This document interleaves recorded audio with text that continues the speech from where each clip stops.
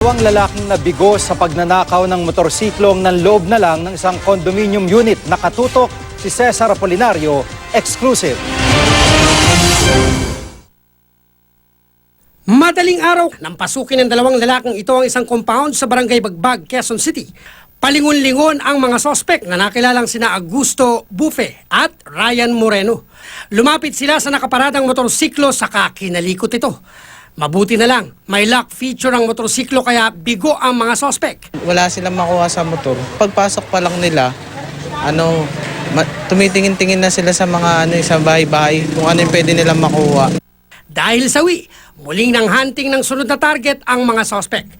Pinagdiskitahan ng isang apartment unit at matagumpay na nakapasok. Nung nagising yung asawa ko ng 4 a.m., bukas na yung pinto. Tinignan ko rin po yung cellphone nung anak ko, wala na rin po doon sa naka-charge.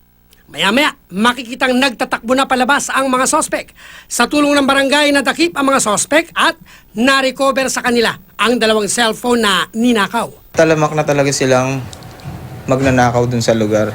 Hindi lang sa lugar ng Bagbag, sa mga karatig pa na lugar. Kahit bistado na sa CCTV, itinanggi pa rin ng mga sospek ang krimen. Hindi po kami yun.